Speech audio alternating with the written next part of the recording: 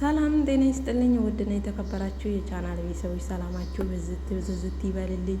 ለዚህ ቤት አዲስ ከሆናችሁ ቻናሉን ሰብስክራይብ እያደረጋችሁ አበረታቱኝ። እንግዲህ ውዶችዬ ሰሞኑን ቢኒ እንግዲህ በጣም ብዙ ዘመቻ ተነስቶበት ነበረ። ምክንያቱም በጣም አጥፍቷል። እነ ሩቲን እና እነ ኤፊን ሲወነጅል ነበረ። ነገሮችን ልክ እንዳየ ወይ ደግሞ ቦታው ላይ እንደነበረ ሆኖ ሲናገር ነበረ።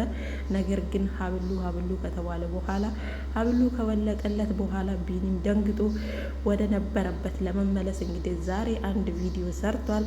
እሱም ከማጋ ነው ካላችሁ እንግዲህ እዚህ ጋር እንደምታዩት ከዴቭ ጋር ቪዲዮ ሰርቷል። ዴቭ ግን መቀበል አልፈለገም። ምክንያቱም እኔ ወንድሜን በዚህ ልክ አላቀውም፣ ወንድሜ እንደዚህ ሲሆን አይቼም አላቅም። እኔም ማቀው አብርሃም ይሄ አይደለም፣ የድሮ አብርሃም ነው የናፈቀኝ እያለ እንግዲህ በጣም እየተከራከረለት ነው። እውነት ለመናገር እኛም የምናውቀው አብርሃም ይሄ አይደለም።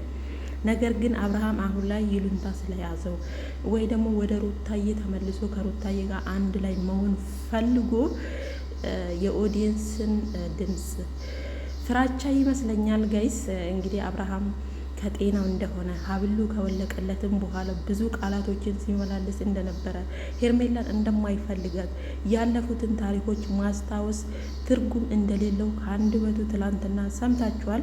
እንዲሁም ደግሞ ሄርሜላም ደግሞ አሁን ላይ እውነት እየመሰለኝ ነው።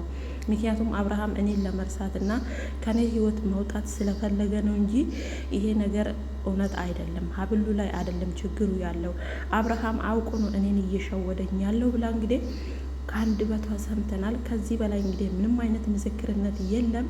እዚህ ጋም ደግሞ ቢኒም ያለው እኔ ለሩቲ እውነታውን ለማውጣት ነው እንጂ ሩታ ይህን ታደርጋለች ብዬ አላስብም፣ አታደርግምም።